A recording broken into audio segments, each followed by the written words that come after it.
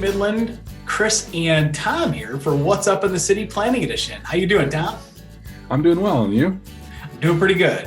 So, Tom, let's talk a little bit about the most recent City Planning Commission meeting, which happened here at the beginning of January 2021. One of the big items was the intent to move forward with the master plan. Tell me a little bit about that.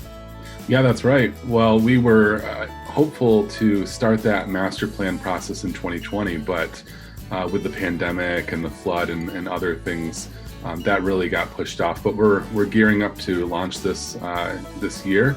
It is going to be called the Midland City Modern Master Plan, and that's essentially a plan that looks at things like housing, neighborhoods, different types of mobility, not just for cars, but for other types of ways of getting around, maybe economic development, and parks, open spaces, really the total community, looking at how we can work to continue to improve the community. And it's a great opportunity for the community residents and stakeholders to provide input as to what they want the Midland city to look like in the near future. So let's transition to the Community Development Block Grant Program. Tell me a little bit about where we're at today. We call it CDBG for short. It's the Community Development Block Grant Program. And Midland has been what's called an entitlement community by the U.S. Department of Housing and Urban Development for a very long time. This program was established in 1974. And we receive, over the last couple of years, around $220,000 a year, which goes out to community organizations. Some examples would be Midland County Habitat for Humanity, Home to Stay.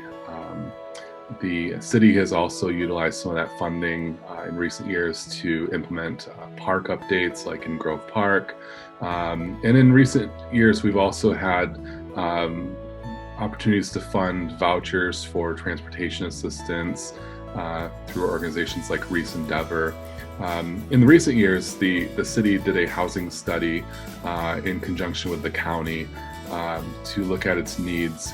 And the Housing Commission, which plays a large role, as does the Planning Commission, in determining how these dollars are allocated, has really pushed for focusing on housing stabilization and activities like fair housing.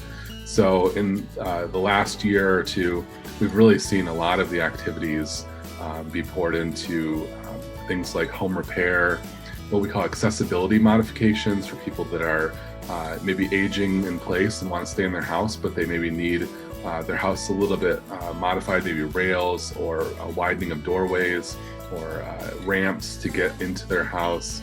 Those are types of things that we're funding, and excited to see what kind of proposals we get. That due date is January 29th at 5 p.m.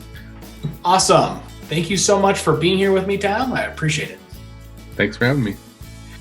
And as always, you can catch our meetings live on MGTV, Cable Channel Charter 188, and Cable Channel UVerse 99. You can also head to our city website, cityofmidlandmi.gov, to watch them on demand or even live stream.